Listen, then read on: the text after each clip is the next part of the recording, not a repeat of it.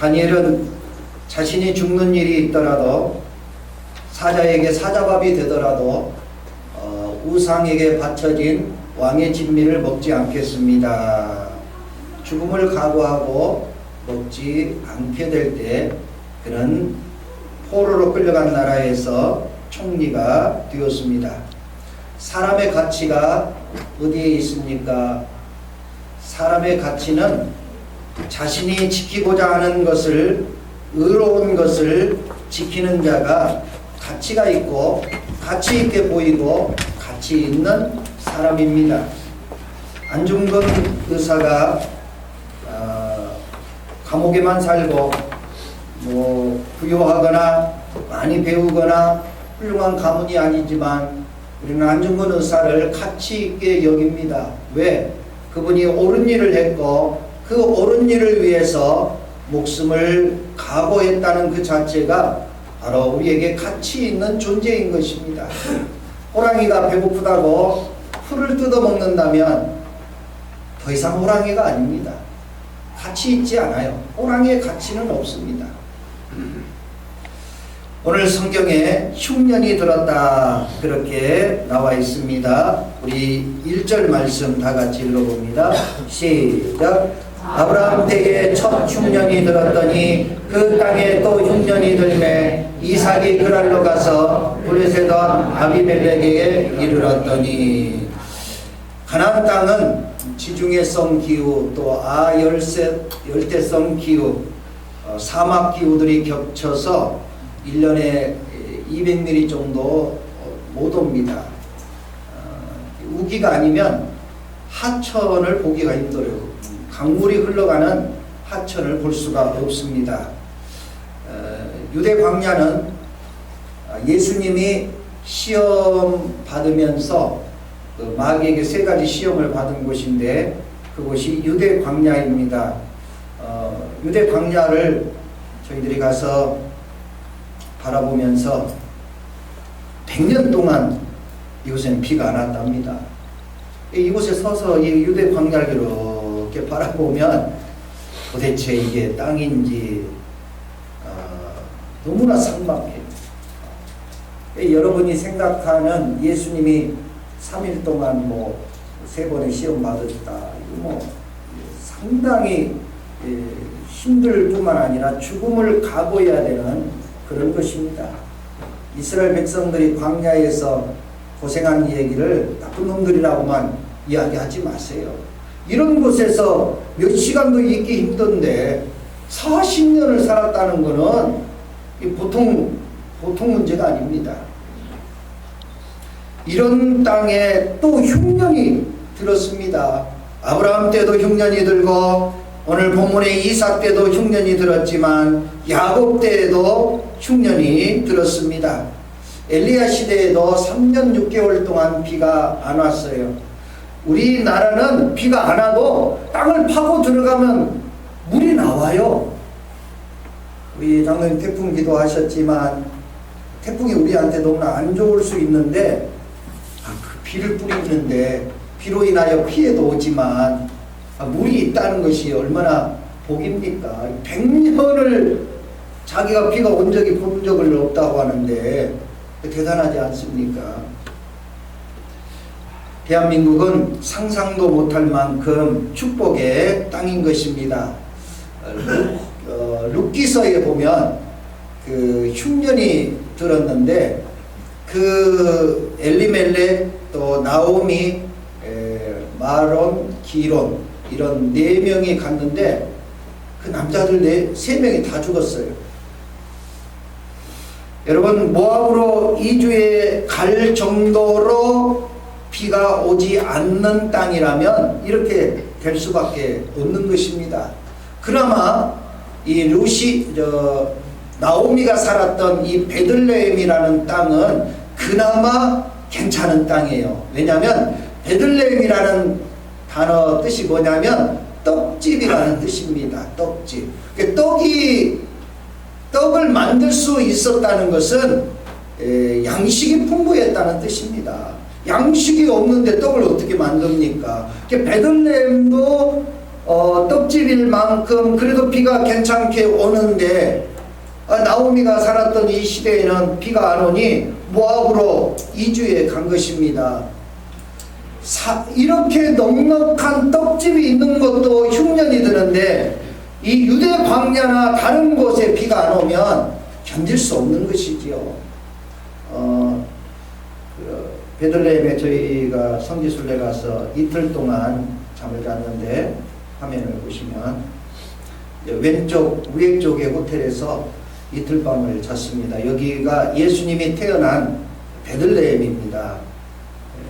아침 7시에 가이드가 나오라 해서 저희들이 다 나갔더니 아침도 안 먹고 예수님이 태어나신 그 탄생교회를 찾아가는 길이었는데 왜 아침에 나오라겠느냐? 베들레헴은 떡집입니다.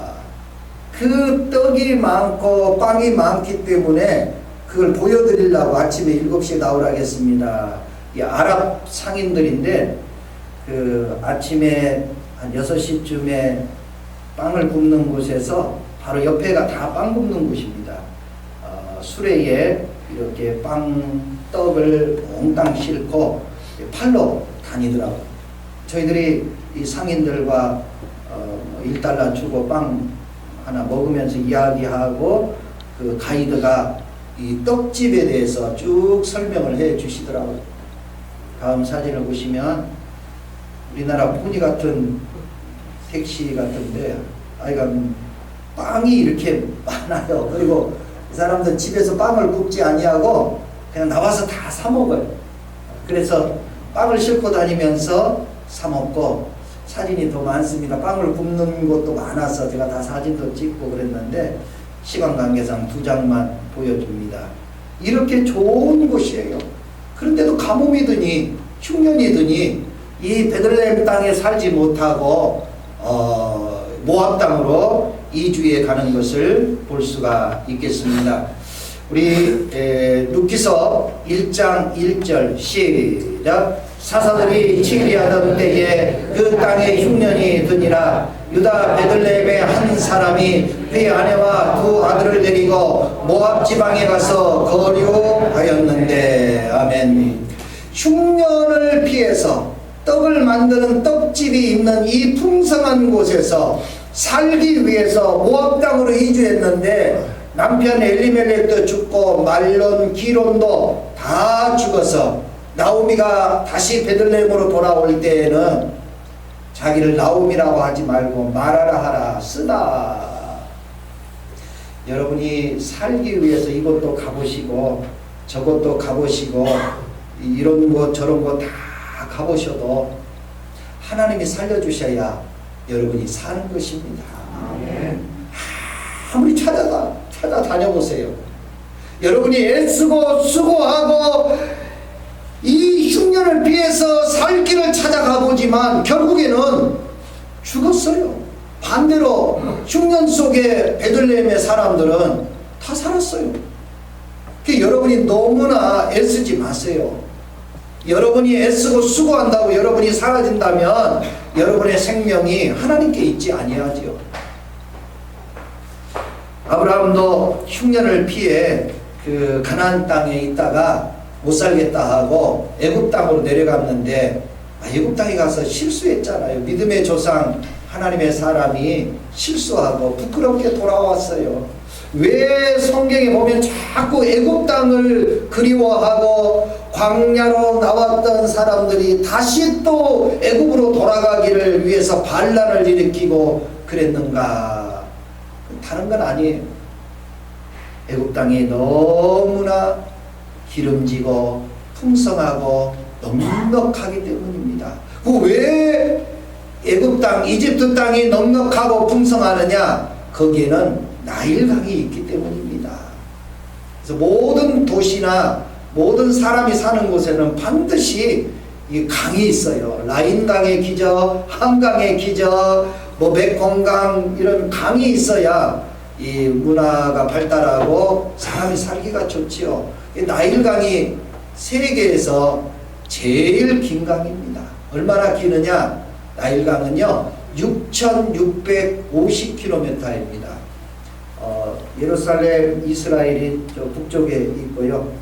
나일강은 보시는 바와 같이 6,650km인데 에티오피아에서 발원해서 수단을 거쳐서 무려 9개의 국을 흘러가다가 결국 나일강 제일 위에 지중해 쪽으로 가는 나일강 삼각주에 이제 흐르게 되는데 녹색 부분의 제일 윗부분은 삼각주죠.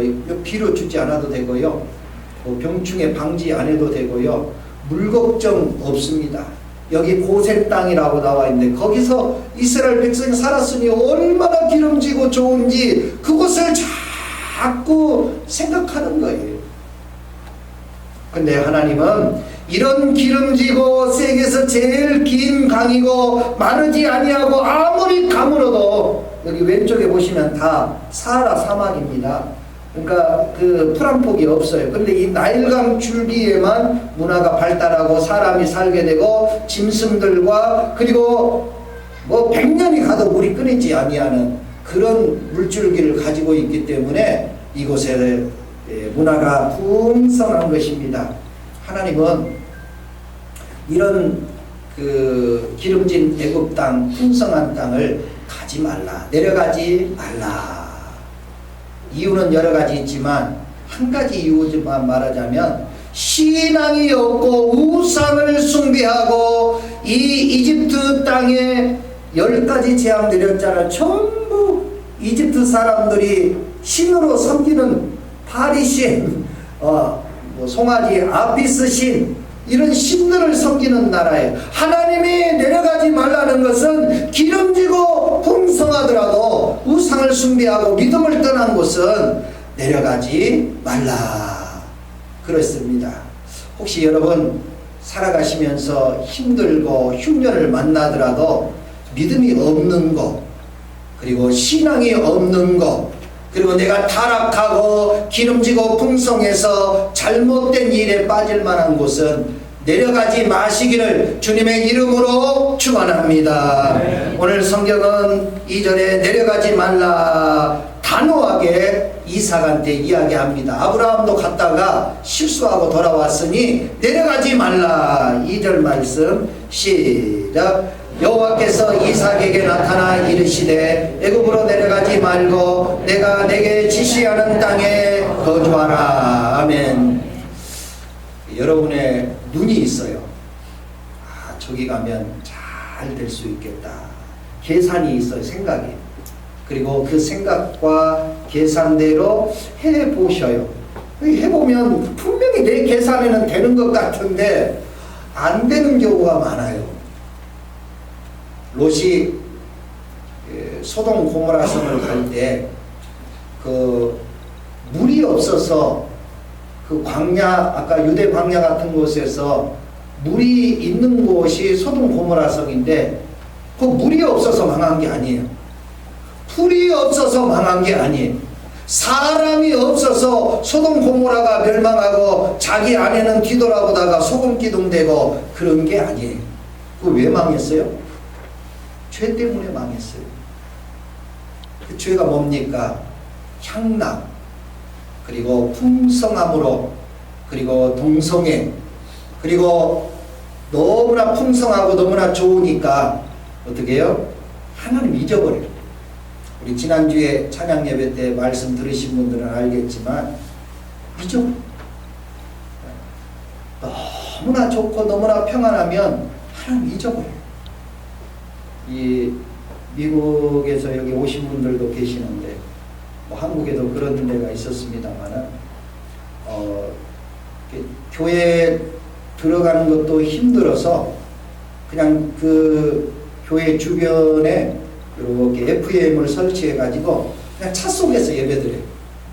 그 FM을 틀면 그 목사님 설교가 FM을 타고 그 근처에서 그 차 속에서 예배 드리는 거죠. 그리고 요새는 이제 또 영상들이 좋아져서 차 속에 있는 영상을 통해서 그 예배를 드리는 거예요. 이제 그것도 하기 싫어가지고 어떻게 해요? 집에서 TV 보고 그리고 헌금을 온라인으로 하는 거예요. 어떻게? 이제 그것도 싫으니까 들어 누워가지고 혼침 먹으면서 말씀 듣고 찬송하라고 그래. 나는 저 여기 누워서 예배는 안 드리기는 좀 껄쩍지근하니까 그냥 누워서 밥 먹으면서 이제 예배 드리는 거예요. 과연 그것이 생명력이 있을까요? 과연 그것이 우리에게 은혜가 될까요? 그렇지 않습니다. 여러분, 여기 있는 지금 예배당 안에 있는 것과 저 유아실에 있는 건 또 틀리고요. 밑에 층에 영상으로 보는 건 또 틀리고요. 다 틀립니다. 이 신앙과 믿음이 어떨 때 죄를 지느냐? 풍성할 때 죄를 짓고 편안할 때 죄를 짓고 내가 넉넉할 때 죄를 짓는 거예요. 오히려 아플 때, 가난할 때, 흉년이 들 때, 고통받을 때 더 무릎 꿇고요, 더 하나님 앞에 나아가고요, 더 하나님 앞에 눈물 뿌리는 것입니다. 노아 시대에 큰 죄 지은 게 아니에요. 다 사람들이 시집가고 장가가고 즐겁게 살았어요. 그런데 왜 그 시대를 멸망시킵니까? 하나님을 다 잊고 하나님 필요 없다 생각하고 모든 것이 넉넉하고 모든 것이 풍족하니까 하나님께 기도하지 않는 거예요. 그러니까 어떻게 해요? 하나님 없이 살아가는 그 민족을, 그 땅의 백성들을 소돔 고모라도 멸망시키고 이 땅의 백성들도 멸망시키는 거예요. 죄 중에 가장 큰 죄가 뭐냐? 차라리 도둑질하고 강도질하고 남을 속이는 것은 차라리 괜찮아요. 하나님 필요 없어. 나 그렇게 안 해도 건강하고 나 그렇게 안 해도 이쁘고 내가 노력해서 열심히 직장생활에서 돈 내가 잘 벌어. 내가 인간관계 좋고 모임이 날마다 개를 해가지고 사람들 만나러 다니고 인성도 좋아. 여러분 스스로 하나님 없고 내 노력해서 잘 산다고 하는 게 그게 죄인 것입니다. 하나님은 기름진 곳에 가서 잘 살던 이삭을 보고 싶지 않아요. 하나님은 이 흉년이 들고 척박하고 안 좋은 땅에서 하나님의 도움으로 잘 되는 이삭을 보고 싶은 것입니다. 사랑하는 교회 여러분, 여러분이 지금 흉년이 드는 가정, 흉년이 드는 직장, 사업체, 그리고 앞으로 공부하는 사람들, 결혼해야 될 사람들, 삶을 살아가야 되는 여러분들, 척박하고 아름다운 고통스러운 곳에서 여러분이 이겨내시고 하나님께 기도하셔서 잘 되시기를 주의 이름으로 축원합니다. 여러분이 기름지고 넉넉한 곳에 가서 여러분의 노력으로 잘 되는 것을 하나님 원치 않아요. 여러분의 자녀들 지가 잘 돼서 훌륭한 것보다 아빠 나 좀 도와주세요, 엄마 나 좀 기도해 주세요, 그런 자녀가 훨씬 더 이쁘고 아름답습니다. 제가 늘 이야기하지만 며느리가 들어와 가지고 시어머니한테 어머니 가만히 계세요, 제가 다 할게요. 아니에요. 잘못하는 거예요. 며느리가 들어왔으면 시어머니는 어머니 나 잘 못하겠어요, 어머니가 도와주셔야 내가 잘할 수 있어요. 그럼 시어머니가 그것도 못하냐, 내가 할게, 이렇게 해라 이렇게 해라. 시어머니의 기쁨이 있는 거예요. 여러분이 하나님을 기쁘시게 하는 방법이 뭐냐? 기름지고 넉넉하고 풍성한 곳에서 잘 되지 마시고 흉년이 들고 메마르고 100년 동안 비가 안 오는 곳에 가서 하나님의 도우심으로 잘 되는 것이 하나님의 기쁨이심을 믿으시기를 주의 이름으로 축원합니다. 애굽으로 내려가지 말라는 것은 나일강에 마르지 않는 곳에 가서 풍성하게 잘 되는 것보다 여러분이 하나님께 기도하고 하나님의 도움을 받고 하나님의 은혜로 잘 되기를 원하는 하나님의 마음을 알아주시는 우리 대은 교우들이 되시기를 주의 이름으로 축원합니다. 그러므로 힘들더라도 애굽으로 내려가지 마세요. 편안한 곳으로 피해가지 마세요. 교회가, 여러분 교회 오셔서 마음 불편한 거 있고 혹시 시험 드는 거 있더라도 그것을 흉년이라 생각하고 하나님이 내려가지 말아라 그렇게 생각하시고 이겨내셔야 돼요. 아침마다 밥을 사 먹어야 되시는 분들이 계신다면 그 고통입니다. 오늘은 어느 식당으로 갈까? 오늘은 어느 맛있는 곳이 있을까? 날마다 어떻게 살아갑니까? 그저 된장국 하나에 김치 하나에 옹보리밥 하나라도 집에서 먹으면 질리지도 않더라고. 있어 또 다른 교회 가고 또 다른 교회 가고 어떻게 사실라고 그래요? 그 흉년인 교회에서 이겨내시고 하나님의 기적 같은 은혜로 여러분 모두가 승리하고 복을 받는 우리 성도가 다 되시기를 예수님의 이름으로 축원합니다. 예수님은 애굽으로 내려가라는 게 아니고 애굽에서 빠져나오라는 거예요. 넉넉하고 풍성하고 기름진 곳에서 나오라는 거예요. 왜? 복 주시려고. 따라서 합니다. 하나님이 이삭에게 복을 주셨습니다. 이삭은 복받는 자가 되었습니다. 아무리 흉년에 막막한 삶이라도 하나님이 내려가지 말라는 그 말씀을 듣고 굶어서 죽는 한이 있더라도 나는 풀을 뜯지 않는다. 호랑이의 기상입니다. 호랑이가 풀 뜯고 다니면 그 가치 없는 거예요. 그 모피가 아까워요. 그러지 않겠어요? 굶어 죽더라도 내가 풀을 뜯지 않는다는 생각을 가지셔야 돼요. 이삭은 이 흉년에 풀 한 폭이 나지 않는 곳에서 하나님이 애굽으로 내려가지 말라고 하니 그 가나안 땅에 죽어도 머무는 것입니다. 그게 신앙이에요. 그게 믿음이에요. 이 이삭은 하나님의 약속과 하나님의 말씀을 듣고 그 가나안 땅에 거주하면서 이겨내고 참고 견딥니다. 그런데 여러분이 성경을 읽어보시면 그냥 읽고 넘어가는데 의아한 대목이 있어요. 어떤 의아한 대목이 있느냐? 우리 12절 13절 한번 읽어보겠습니다. 시작. 이삭이 그 땅에서 농사하여 그 해에 100배나 얻었고 여호와께서 복을 주심으로 그 사람이 창대하고 왕성하여 마침내 거부가 되어. 아멘.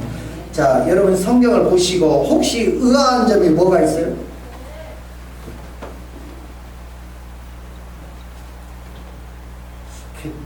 의아해야 되는데. 자, 아브라함, 이삭, 야곱은 3대 족장이라고 이야기합니다. 이분들은 어떤 곳에 거주하는 게 아니고요. 풀이 있는 곳으로 가서 유목민과 같이 양이나 소나 염소에게 풀을 먹이게 하고 물을 먹이게 하다가 또 이게 다 떨어지면 또 텐트를 걷어서 다른 곳으로 또 옮겨갑니다. 이게 유목민이에요. 유목민. 아브라함, 이삭, 세, 야곱은 족장이고 유목민입니다. 그러니까 이곳저곳서 떠돌아다니면서 사는 족속이고 이런 족속을 히브리 족속이라 하고 히브리라는 말은 합비로에서 왔는데 떠돌아다닌다, 방랑자다 그런 뜻이 히브리 민족입니다. 그래서 이 3대 족장 아브라함, 이삭, 야곱은 떠돌아다니면서 살아요. 자, 힌트를 줬어요. 뭐가 이상해요? 농사하여. 농사 짓는 사람 아니에요. 이삭이 농사 짓는 사람 아니에요. 그런데 하나님이 이 가나안 땅을 떠나지 말고 이곳에 머물러라. 흉년이 들어도 머물러라. 그러니 그곳에 풀이 다 떨어지고 물이 없는데 어떻게 해요? 그래서 농사를 짓기 시작하는 거예요. 근데 농사가 쉽습니까?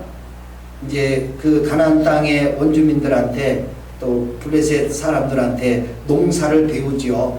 그래서 농사를 짓는 겁니다. 두 가지의 의아한 점이 또 있어요. 흉년에 무슨 농사고, 그리고 농사를 한 해 두 해 배웠다고 해서 농사가 되어지고 또 잘 됩니까? 있을 수 없는 얘기예요. 그런데 이삭은 거기에 끝까지 남아서 내가 이 흉년에 살아남을 방법이 무엇인가? 옮기지 말라는 주님의 뜻을 내가 이길 수 있는, 그대로 실천할 수 있는 방법이 뭔가? 그게 농사하는 거였어요. 그래서 농사를 못 짓고 잘 안 되더라도 하나님의 뜻을 실천하기 위해서 농사를 배우고 그곳에 씨앗을 심고 애쓰기 시작합니다. 그런데요, 1번 농사를 못 진 사람이 100배로 거두기 힘들다. 당연한 얘기예요. 농사를 잘 짓는 분이 100배의 수확을 거두어 드릴 수 있다. 이게 맞는 말이에요. 근데 그렇지 않아요. 제가 그 얘기 하려고 오늘 말씀 전하는 거예요. 여러분이 농사 기술을 습득하고 여러분들이 애쓰고 비료를 주고 약을 주고 그 특성을 잘 알아서 최선을 다했는데도 날씨가 추우면 농사가 안 되잖아요. 열매가 열리질 않아요. 맨 비가 오고 흐리면 이게 수정이 안 되고요. 그리고 열매가 다 물로 차버려서 맛이 없어요. 그렇게 농사가 잘 되어졌는데, 제가 아는 목사님 나주에서 목회하시는데 저한테 전화해가지고 울더라고. 우리 장로님이 내일 모레 그 배의 특상품인데 나주배 이거 뭐 서울에서는 못 이게 돈이 아니라 못 살 수밖에 없대요. 최상품은. 근데 내일 모레면 이렇게 서울로 납품을 해가지고 약 4억 정도를 번다네요. 그렇게 큰 농사를 짓는 그 장모님이신데, 이 하루 전에 하늘에서 우박이 떨어져가지고 다 떨어지고 상처가 나가지고 그럼 10원도 못 벌었어요. 여러분이 애쓰고 여러분이 수고하고 여러분은 계산이 잘 되지만 그분이 100배의 수확을 거둬들인 게 아니라 흉년이지만 농사도 못 짓지만 날씨를 좋게 하시고 물을 주시고 햇빛을 주시고 수확할 수 있는 모든 여건을 주신 이삭에게 하나님이 100배의 수확을 주시는 것입니다. 농사의 최종 잘 짓게 하시는 것은 사람이 아니고 하나님이십니다. 사랑하는 교회 여러분, 여러분이 여러분의 자식을 아무리 애쓰고 노력해 보세요. 자식이 잘 되는 것은 하나님이 그 길을 인도해 주셔야 되는 것입니다. 여러분이 사업을 계획하고 준비하고 계산하고 철저히 했는데도 안 되는 이유가 뭡니까? 변수가 너무 많아요. 그런데 저 사람은 어떻게 하더니 그냥 저렇게 잘 될 수가 없어. 하나님이 최적의 복을 주시면, 오늘 이삭이 농사 질지도 모르고 흉년에 농사 지어도 안 되는 얘기인데도 이 하나님의 말씀을 짓고 농사를 짓고 그대로 행했더니 100배나 얻었고 여호와께서 복을 주심으로 왕성하고 거부가 되어서 그 블레셋 사람들이 시기하고 질투할 만큼 넉넉하게 얻게 되었습니다. 최종 농사의 주인은 사람이 아니고요, 하나님이십니다. 여러분이 넉넉하고 풍성한 곳에 가셔서 잘 되면 저도 좋겠어요. 근데 그렇게 되지 않더라고. 이삭과 같이 풀을 뜯지만은 호랑이가 되었으면 좋겠습니다. 이삭은 굶어 죽더라도 하나님이 가지 말라 했으니, 내려가지 말라 했으니 나 여기서 죽을랍니다 생각하고 흉년에 거기에서 농사를 더듬더듬 배웠지만 하나님이 여호와께서 복을 주심으로 100배의 수확을 거둬들였어요. 여러분이 이삭과 같이 100배의 수확을 거둬달라고 이 말은 잘 알고 있는데, 그가 목숨 걸고 그 가나안 땅을 떠나지 아니하고 하나님의 말씀에 순종하고 있었더니 최종 농사의 주인이신 하나님이 그 이삭이 농사할 수도 없는데 농사 지음으로 100배의 수확과 왕성한 축복과 거부가 되는 축복 받아 누렸습니다. 우리 신앙인들입니다. 죄 짓는 곳 가지 말고 너무나 풍성하고 하나님을 잊어버릴 만한 곳 가지 마시고, 척박하고 흉년이 들고 어려워도 이삭과 같이 끝까지 자기의 신앙과 믿음을 지킴으로 하나님의 복 주심으로 100배의 수확을 거둬들이고 왕성하고 풍성하시기를 예수님의 이름으로 축원합니다. 기도하겠습니다.